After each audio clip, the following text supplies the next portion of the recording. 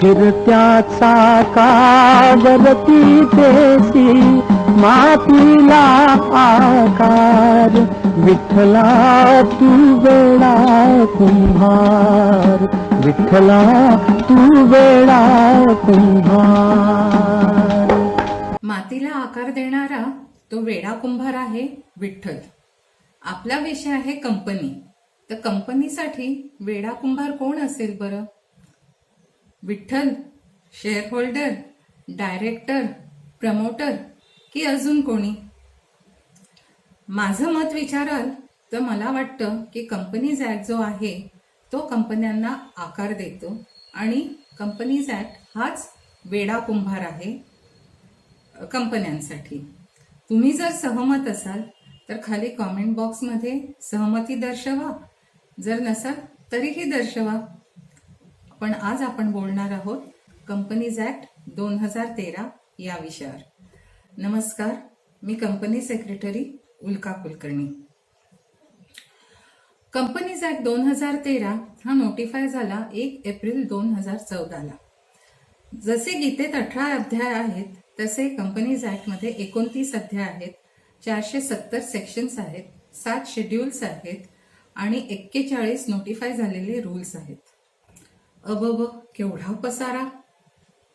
काही घाबरून जाऊ नका, मी आहे ना तुम्हाला विषय सोपा करून सांगायला आणि नॉलेज शेअरिंग करायला.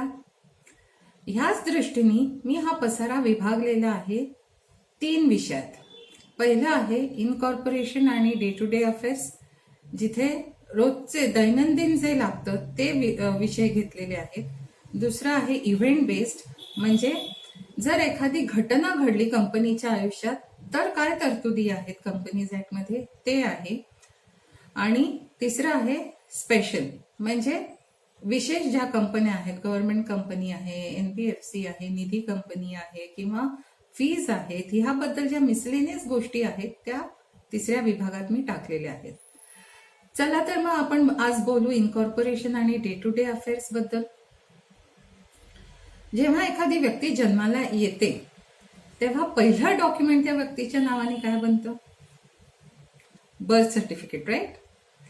तसंच कंपनी जेव्हा जन्माला येते तेव्हा तिच्या नावाने एक सर्टिफिकेट बनतं, सर्टिफिकेट ऑफ इनकॉर्पोरेशन. हा त्याचा जन्माचा दाखला असतो आणि आरओसी म्हणजे रजिस्ट्रार ऑफ कंपनीज हा इश्यू करतो आणि तो स्वतःच्या रजिस्टरमध्ये नोंदही करतो की ह्या कंपनीचा जन्म झालेला आहे, इनकॉर्पोरेट झालेली आहे किंवा रजिस्टर झालेली आहे. एकदा जन्म झाला की जसं बाळाला अन्न पाणी लागतं तसं कंपनीला फायनान्स लागतो, पैसे लागतात. हे फायनान्स उभे करायला ते आयदर शेअर्स इश्यू करतात, डिबेंचर्स इश्यू करतात किंवा पब्लिक कडून डिपॉझिट घेतात, नाहीतर बँक आणि फायनान्शियल इन्स्टिट्यूशन कडून लोन घेतात. हा पैसा मग ते बिझनेसमध्ये लावतात. त्यांनी बिल्डिंग घेतात, प्लांट अँड मशिनरी घेतात किंवा रॉ मटेरियल घेतात. जो काही त्यांचा प्लॅन असेल त्याप्रमाणे तो पैसा खर्च करायला सुरुवात करतात. एकदा पैसा खर्च करायला सुरुवात केली की नॅचरली आपल्याला त्याचा हिशोब ठेवावा लागतो. त्याच्यासाठी बुक्स ऑफ अकाउंट्स येतात. बुक्स ऑफ अकाउंट्स आले की त्याच्या पाठोपाठ कोण येतं? ऑडिटर्स येतात. कंपनीज ऍक्ट मध्ये वेगवेगळ्या प्रकारचे ऑडिटर आहेत. Statutory auditor, internal auditor, cost auditor, secretarial auditor, असे सारे ऑडिटर्स आहेत. ते लक्ष ठेवतात की तुम्ही बुक्स ऑफ अकाउंट्स बरोबर ठेवता आहेत की नाही ठेवत आहेत. तसंच हे जे स्टेक होल्डर्स असतात म्हणजे इन्व्हेस्टर असतात, share holders, debenture holders, deposit holders आणि बँका, हेही त्याच्यावर नजर ठेवत असतात कारण त्यांना रिटर्न्स हवे असतात. रिटर्न्स म्हणजे शेअर होल्डरसाठी डिव्हिडंड आणि इतरांसाठी इंटरेस्ट. आता हे जे मी शब्द वापरते आहे, डिव्हिडंड, डिपॉझिट, या सगळ्यासाठी अध्याय आहेत, तरतुदी आहेत कंपनीज ऍक्ट मध्ये आणि हे आपण एक एक करून ह्याच्या पुढे घेणार आहोत. परत विषयाकडे येताना, हा जो बिझनेस सुरू केलेला आहे, अकाउंट लिहायला सुरुवात केलेली आहे, ते बघतं कोण? ह्याचं मॅनेजमेंट आणि ऍडमिनिस्ट्रेशन कोण करतं? तिथे 2 भाग आहेत. आणि ते 2 भाग करायच्या आधी मी तुम्हाला एक उदाहरण देते. समजा मला काश्मीरला जायचं आहे. मला रस्ता माहिती नाही आहे, मला तिथे किती दिवस लागतील पोचायला हे माहिती नाहीये, तसंच मला ड्रायव्हिंग पण येत नाही. पण मला बाय रोड जायचं तर आहे आणि मी कारही खरेदी केलेली आहे. आता मला कोण लागणार आहे? नेव्हिगेटर, ज्याला रस्ता माहिती आहे, किती दिवस लागणार हे माहिती आहे, कुठे थांबायचं हे माहिती आहे, रस्त्यातले हॉटेल सुद्धा माहिती आहेत. तर तो स्ट्रॅटेजी आणि प्लॅन बनवतो.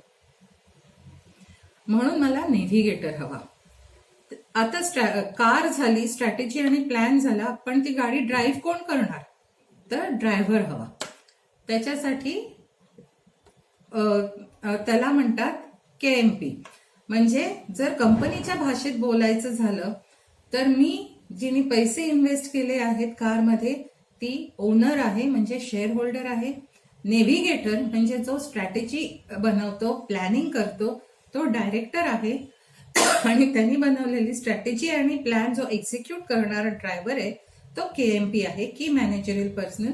मग तो CFO असेल, मॅनेजिंग डायरेक्टर असेल, फुल टाइम डायरेक्टर असेल, कंपनी सेक्रेटरी असेल. हे सगळं कायद्यामध्ये डिफाईन केलेलं आहे. म्हणजे इथे काय झालं आहे की कंपनीपासून त्याची ओनरशिप आणि त्याची मॅनेजमेंट सेपरेट झालेली आहे, हे एकत्र नाहीयेत. आता ह्याच्यामुळे काय होतं, दैनंदिन अफेअर्स जे असतात, दैनंदिन काम व्यवहार जे असतं ते डायरेक्टर्स बघतात. पण काही गोष्टी अशा आहेत जिथे त्याला शेअर होल्डर्सची संमती, अनुमतीची गरज आहे, घ्यावीच लागते असं कायदा म्हणतो.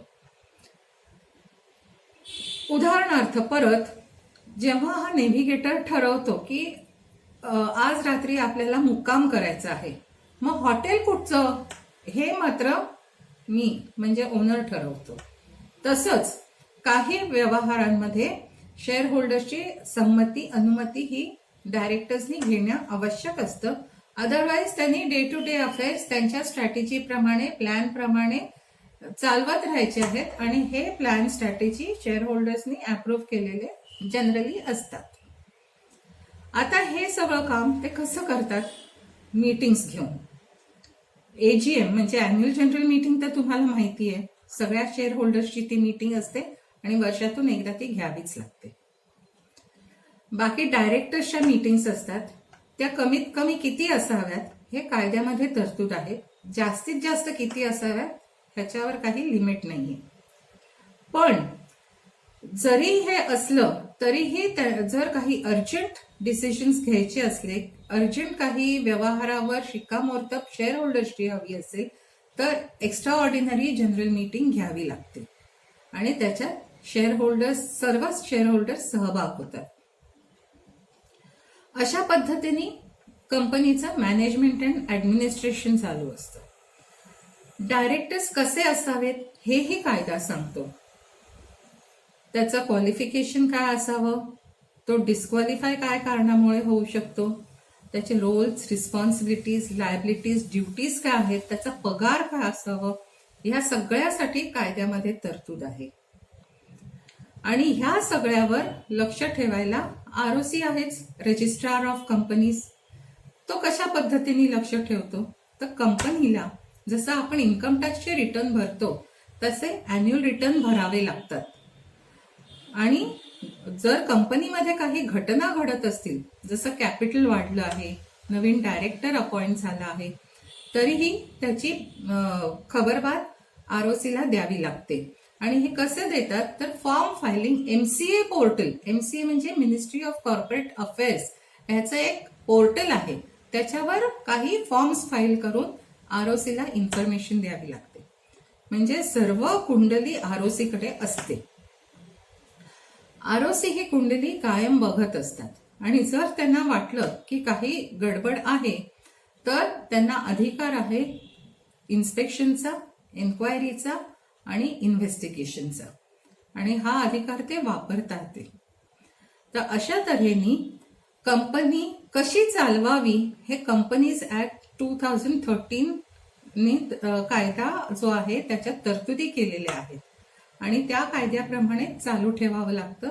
त्यामुळे मला असं वाटतं की हा जो कायदा आहे कंपनीज ऍक्ट 2013 हाच कंपनीसाठी वेडा कुंभार आहे. तुम्हाला काय वाटतं? तुम्हाला जर काही अजून प्रश्न असतील, काही डाऊट्स असतील तर कॉमेंट बॉक्समध्ये विचारा किंवा मी फोन नंबर दिलेला आहे, मला फोन करून विचारा. You are always welcome. पण फीडबॅक मात्र जरूर द्या. नमस्कार आणि धन्यवाद.